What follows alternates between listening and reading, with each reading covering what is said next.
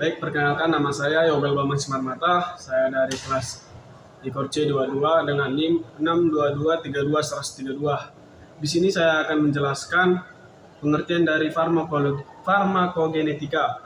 Farmakogenetika adalah cabang ilmu dari farmakologi yang mempelajari tentang perjalanan obat mulai sejak diminum hingga keluar melalui organ ekskresi dan di tubuh manusia.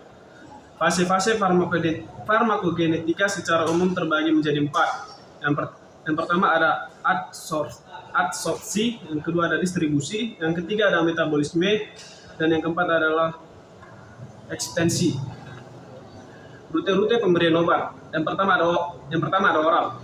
Pemberian obat secara oral adalah cara memberikan obat yang nyaman untuk pasien yang dapat menelan obat. Kelebihannya ialah kemudahan dalam administrasi, yang kedua penerimaan luas oleh pasien. Sedangkan kekurangannya ialah variabel tingkat penyerapan, yang kedua degradasi beberapa obat sebelum mencapai tempat penyerapan ke dalam aliran darah.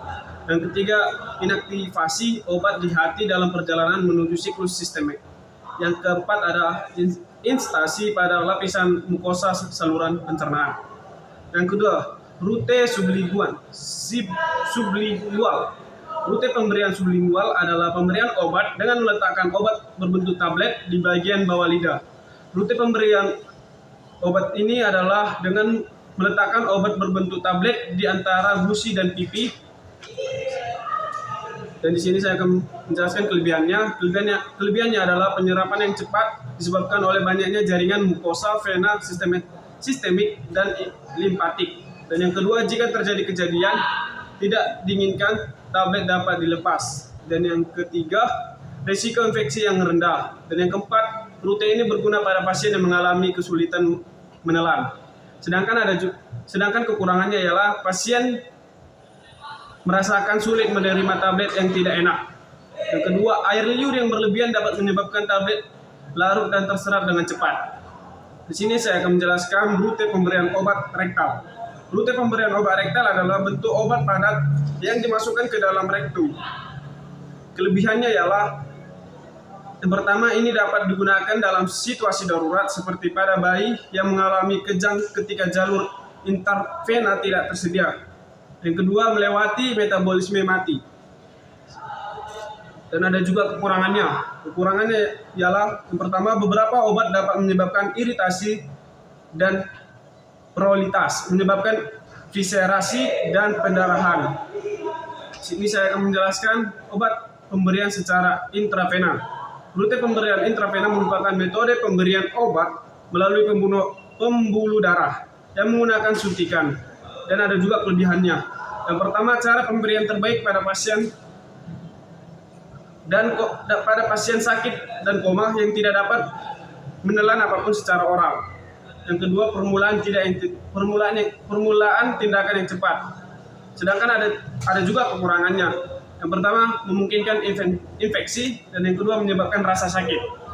Di sini saya akan menjelaskan pemberian rute obat intramuskular, yaitu injeksi ke dalam otot tubuh.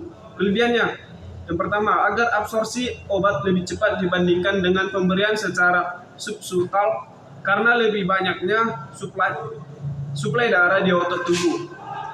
Dan ada juga kekurangannya, komplikasi, hematoma, abses, cedera saraf tepi, tusukan pembuluh darah yang menyebabkan pemberian intravaskular yang tidak disengaja. Di sini saya akan menjelaskan pemberian obat intranasal. Pemberian obat intranasal adalah sebuah rute pemberian di mana obat dimasukkan melalui hidung.